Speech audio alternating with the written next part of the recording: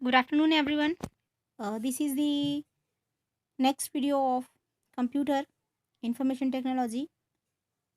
देखिए, हमने last class में पढ़ा था दिवाली के पहले यूनिट 2 सेल्फ मैनेजमेंट स्किल के बारे में या सेल्फ मैनेजमेंट के बारे में। जो सेल्फ मैनेजमेंट है वो 4 सेशन में डिवाइडेड है, session 1, session 2, session 3 and session 4।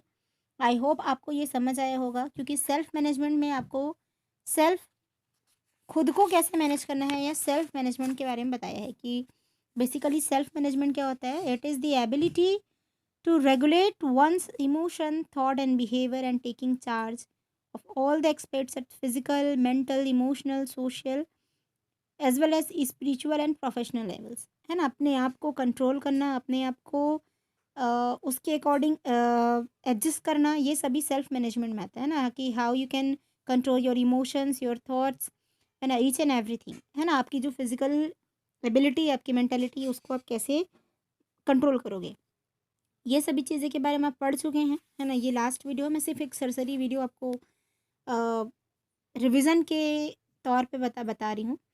इसके इम्पैक्ट क्या क्या होते हैं, सेल्फ मैनेजमेंट अगर आप करोगे तो उसका क्या आउटकम आएगा, है ना, क्या इम्पैक्ट पड़ेगा। तो सबसे पहला है, it help us to control over the negative emotions, behaviour and habits.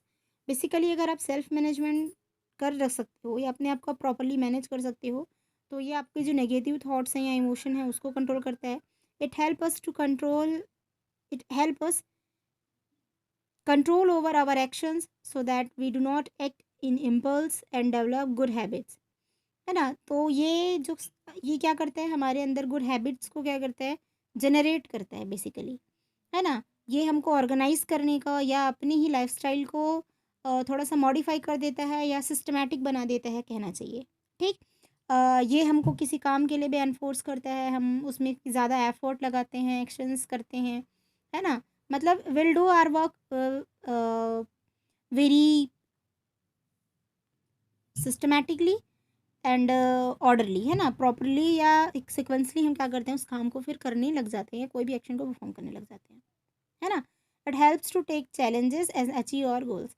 ये ऑब्वियसली, है ना, अगर आप कोई भी काम सिस्टमेटिकली करोगे, टाइम टू टाइम करोगे, अप टू डेट होके रहोगे, तो ऑब्वियसली आप जो गोल आप सेट करे हो ना, ये जो एम आप सेट करे हो, तो उसको उसको उस टारगेट तक आप अचीव कर ही लोगे। है ना, किसी भी टारगेट को अगर आप अचीव करना चाहते हो तो उसके लिए आप क्या, सबसे पहले टारगेट बनाओगे, फिर प्लानिंग करोगे, फिर उसके हिसाब से एग्जीक्यूशन करोगे। और एग्जीक्यूशन के लिए क्या चाहिए, हमको टाइम मैनेजमेंट चाहिए।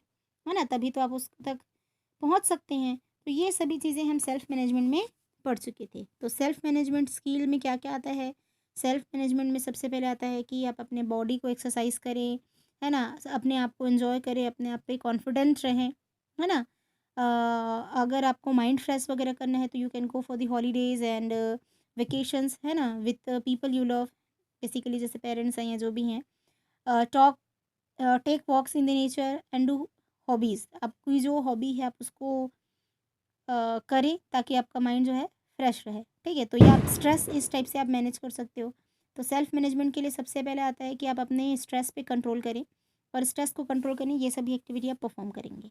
है ना, self motivation is a very very very important factor to control yourself. है ना, अगर आप अपने आप को कंट्रोल करना चाहते हैं, तो आप अपने आप को सही रखना चाहते हैं, बोलना चाहिए, तो आप अपने आप को मोटिवेट करें। है ना, no one can motivate you if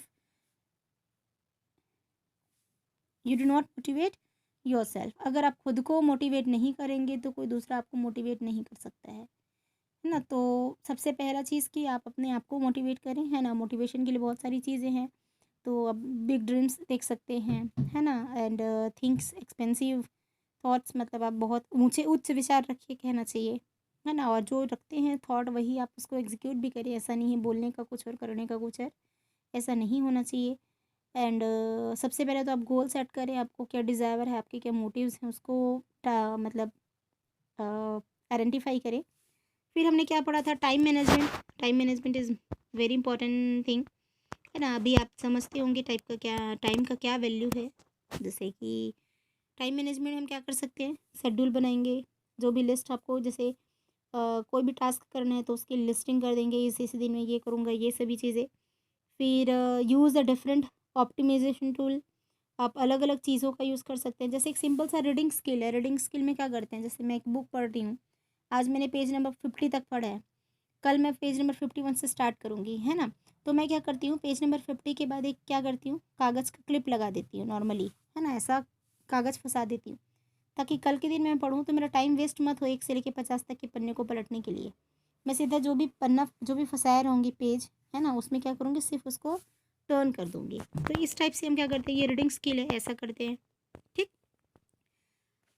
healthy और हेल्दी लाइफ़स्टाइल करना है, बैलेंस डाइट, ना कि ओवरडोज़ ज़्यादा खाना है, ऐसा नहीं खा पी के सो गए, ऐसा भी नहीं होना चाहिए। ठीक है। Self awareness, self commitment, self commitment, self control and self regulation is very important. तो यहाँ पे लिखा है कि सेटिंग स्टैंडर्ड और rules on yourself which you stick to.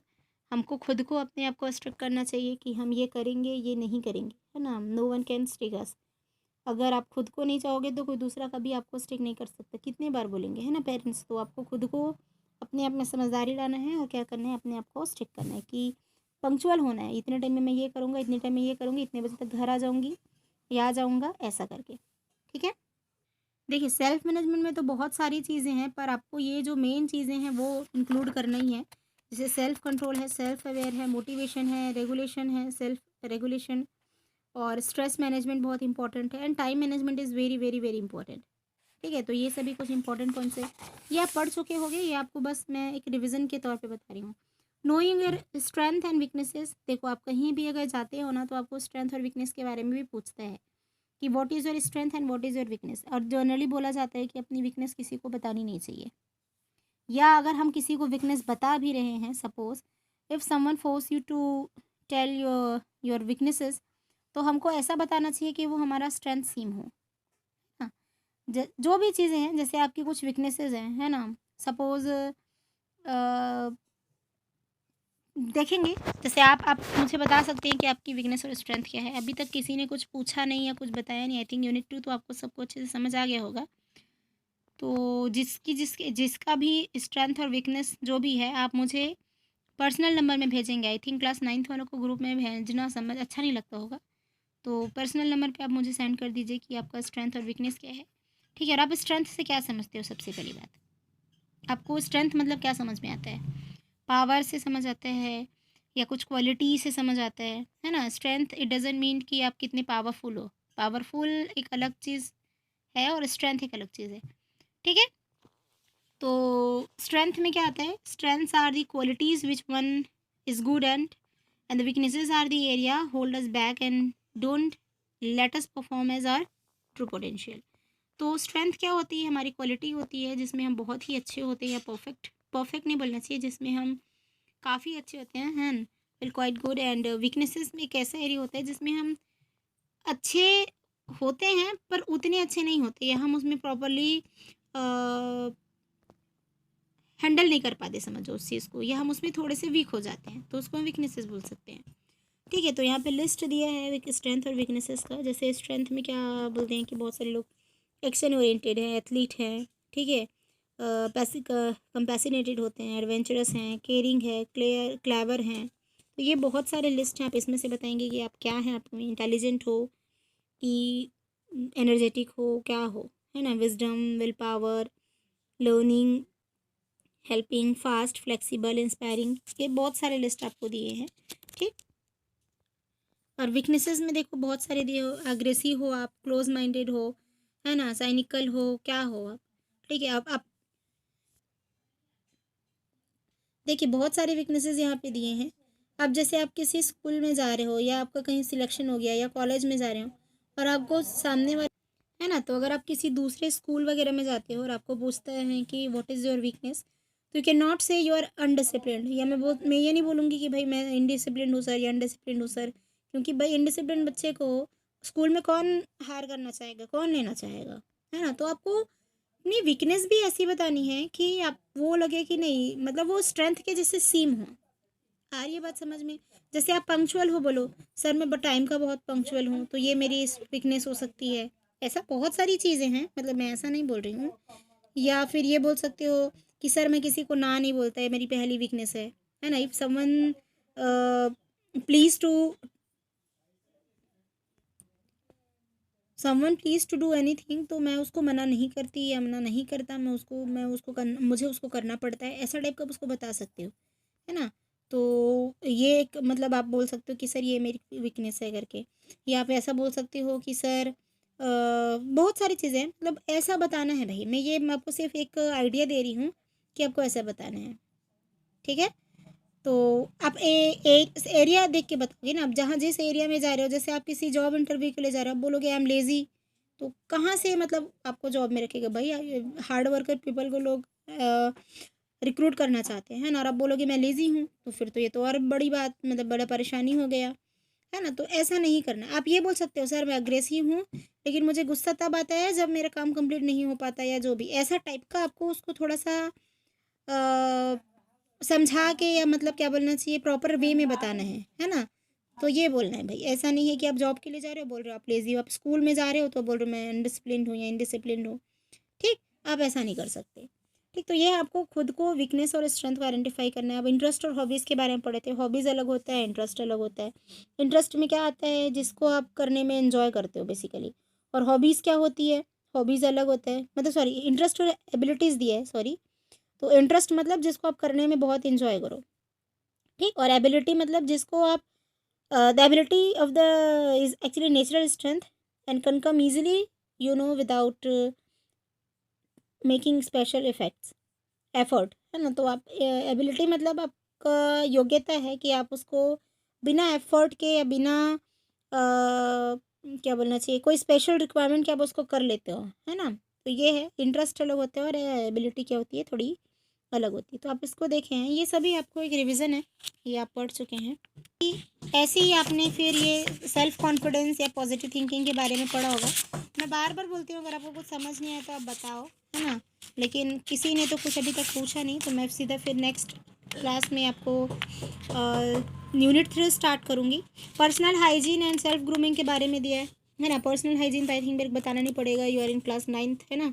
सबको पता है कि नहाना है, धोना है, ब्रश करना है, हैंड वॉश करना है ना, एंड ऑल दैट। साफ़ कपड़े पहनना है, नाखून कट करना है। नाखून कट तो बहुत लोग नहीं करते होंगे, आई थिंक जितने बड़े होते जाते हैं उतने स्टाइलिश होते जाते हैं लोग, ठीक है। तो ऐसा नहीं है, खैर। तो ये आपको करना है। टीम वर्क का क्या काम आता है, ठीक। तो ये सभी चीज़ें, बॉडी लैंग्वेज क्या होती है, बहुत छोटा छोटा पॉइंट्स है। आपको लगेगा कि ये तो डे टू डे लाइफ में हो रहा है, तो अब इसको जानते ही हैं, है ना। पर इसको टेक्निकल टर्म्स में थोड़ा और पढ़ना है, और इसको आपको ये चीज़ों को प्रॉपरली डील करने आना चाहिए, है ना। अगर आपको क्वेश्चन आंसर के फॉर्म में पूछा जाए तब उसको प्रॉपरली क्या कर सको, एक्सप्लेन कर सको, ठीक है। नेक्स्ट वीडियो में मैं यूनिट 3 स्टार्ट करूँगी, बेसिक आईसीटी स्किल्स, ओके।